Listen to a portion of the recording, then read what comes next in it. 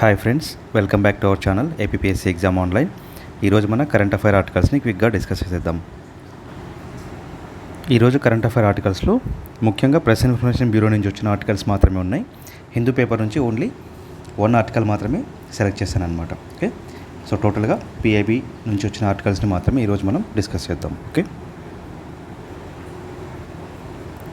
PM to dedicate 100% electrification of rail network in Odisha. Okay, so Odisha స్టేట్లో rail network అనేది 100% electrification అయిందని చెప్పి Modi dedicate చేశారనమాట.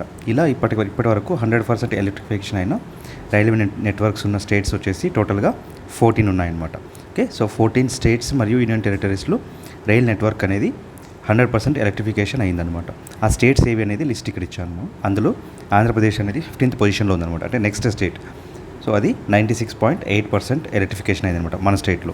ఓకే, సో ఇంతకుముందు ఉన్న ఈ 14 స్టేట్స్ మరియు యూనియన్ టెరిటరీస్ ఏవి ఉన్నాయంటే Chandigarh, Chhattisgarh, Delhi, Haryana, Himachal Pradesh, Jammu Kashmir, Jharkhand, Madhya Pradesh, Meghalaya, Odisha, Puducherry, Telangana, Uttar Pradesh and Uttarakhand. Okay, so ఈ ఫైనాన్షియల్ ఇయర్కి వచ్చేసి రైల్వే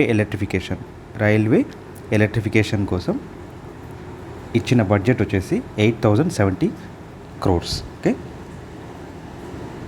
ఈ ఫైనాన్షియల్ ఇయర్కి రైల్వే ఎలక్ట్రిఫికేషన్ కోసం ఇచ్చిన బడ్జెట్ వచ్చేసి 8,070 crores. అలాగే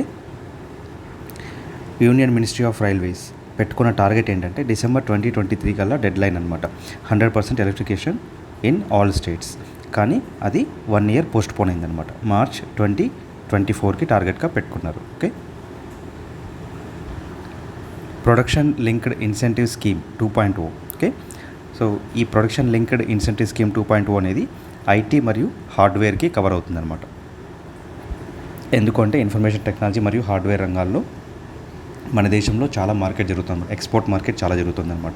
ఓకే, సో దానికి సందర్భంగా ప్రొడక్షన్ లింక్డ్ ఇన్సెంటివ్ స్కీమ్ అనేది లాంచ్ చేయడం జరిగింది. దీని బడ్జెట్ వచ్చేసి 17,000 crores అనమాట. సో ఈ 17,000 crore అనే ఈ అవుట్లే అనేది టోటల్ 6 year పీరియడ్కి. Okay, so public production linked incentive scheme 2.0 అనేది 6 years వరకు ఉంటుందన్నమాట, ఈ ఇయర్ నుంచి స్టార్ట్ అయ్యి. ఓకే, ఈ IT మరియు హార్డ్వేర్లో మన ఇండియా యొక్క అచీవ్మెంట్స్ కూడా మెన్షన్ చేశారనమాట. అవి ఏంటివి అనేది ఒకసారి చూద్దాం. Electronics manufacturing in India has witnessed consistent growth 17% CAGR in last 8 years. So last 8 years నుంచి కంటిన్యూగా 17% గ్రోత్ చూపిస్తుంది అనమాట ఎలక్ట్రానిక్స్ మరియు మ్యానుఫ్యాక్చరింగ్ యూనిట్స్. ఓకే, అలాగే ఈ ఇయర్లో మేజర్ బెంచ్ మార్క్ కూడా వచ్చిందనమాట. అదేంటంటే $105 billion యొక్క రెవెన్యూ ఉందన్నమాట, ప్రాఫిట్. ఓకే, అది టోటల్గా 9 lakh crore మన రూపీస్లో అయితే. అలాగే India has become the world's second largest manufacture of mobile phones. Okay, అలాగే మొబైల్ ఫోన్స్ ఎక్స్పోర్ట్స్ వచ్చేసి $11 billion ఉన్నాయన్నమాట, అంటే 90,000 crores. ఇవన్నీ IT మరియు హార్డ్వేర్లో మన ఇండియా యొక్క అచీవ్మెంట్స్, ఎగ్జామ్ పాయింట్ ఆఫ్ వ్యూలో చాలా ఇంపార్టెంట్.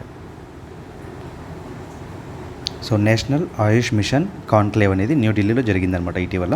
ఓకే, సో ఈ నేషనల్ ఆయుష్ మిషన్ అనేది ఎప్పుడు లాంచ్ చేశారంటే 2014. ఓకే, ఈ మిషన్ యొక్క ఉద్దేశం ఏంటంటే ఈ ట్రెడిషనల్ సిస్టమ్ ఆఫ్ మెడిసిన్ ఏదైతే ఉందో, ఇండియాలో ట్రెడిషనల్ సిస్టమ్ ఆఫ్ మెడిసిన్ ఏదైతే ఉందో, ఇలాగా మనం చూస్తే ఆయుర్వేదం, సిద్ధ యోగా, అలాగే యోగా, హోమియోపతి, ఇవన్నీ ఉన్నాయి కదా. సో వీటన్నింటినీ ఫ్లోరిష్ చేయడం అనమాట ఈ మిషన్ యొక్క ముఖ్య ఉద్దేశం. Okay, world telecommunication and information society day 17th May 2023. Okay, so ఇది ఇంపార్టెంట్ డేస్లో ఇంపార్టెంట్. అలాగే దీని యొక్క థీమ్ వచ్చేసి లీస్ట్ డెవలప్డ్ కంట్రీస్ అనమాట, empowering the least developed countries. Okay, ఈ థీమ్స్ అనేవి కూడా చాలా important. Okay, so world telecommunication and information society day 17th May 2023 జరుపుకుంటారనమాట. Okay, so 1100 new farmer producer organisations in cooperative sector. So 1100 FPOస్ని create చేయాలి అని చెప్పి మినిస్ట్రీ ఆఫ్ కోఆపరేషన్ నిర్ణయించిందనమాట.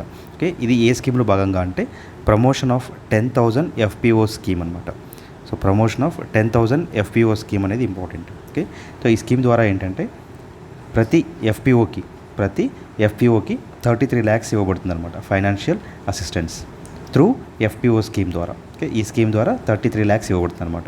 అలాగే క్లస్టర్ బేస్డ్ బిజినెస్ ఆర్గనైజేషన్స్ ద్వారా ఏర్పడిన FPOs ఏవైనా ఉంటే వాళ్ళకి ఫర్దర్ అసిస్టెంట్స్గా 25 lakhs ఇవ్వడం జరుగుతుందన్నమాట. ఓకే, ఈ నెంబర్ ఇంపార్టెంట్, 2 numbers. 33 lakhs అనేది FPO స్కీమ్ ద్వారా ఈచ్ FPOకి ఇవ్వబడుతుందన్నమాట. అలాగా ఇప్పుడు 1100 new farmer producer organisations create చేస్తున్నారు అని చెప్పి మెన్షన్ చేశారు. Okay, world hypertension day May 17th. Okay, so telecommunication day and hypertension day రెండు కోయిన్సైడ్ అవుతున్నాయి అనమాట. So May 17th world hypertension day కూడా జరుపుకుంటున్నారు.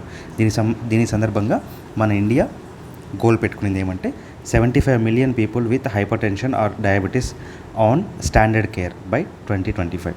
అంటే వాళ్ళకి ఇలా హైపర్ టెన్షన్ మరియు డయాబెటీస్తో ఎవరైతే బాధపడుతుంటారో వాళ్ళకి అన్ని వసతులతో కూడిన హాస్పిటాలిటీ ఇవ్వాలి అని చెప్పేసి 2025కి లక్ష్యంగా పెట్టుకున్నారనమాట. ఓకే, సో దీన్నే 75/25 ఇనిషియేటివ్ అంటారు.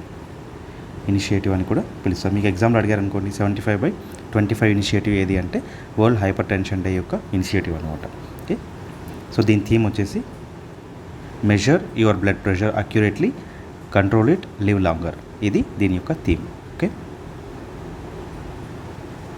Global accessibility awareness day. Okay, global accessibility awareness day అనేది 18th May జరుపుకుంటారనమాట.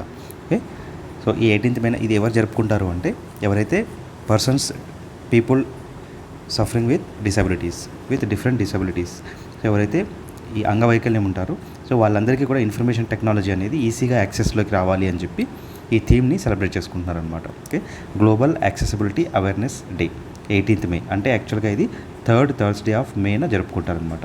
3rd Thursday of May. So ఈ ఇయర్ వచ్చేసి 18th May జరుపుకుంటున్నారు. ఓకే,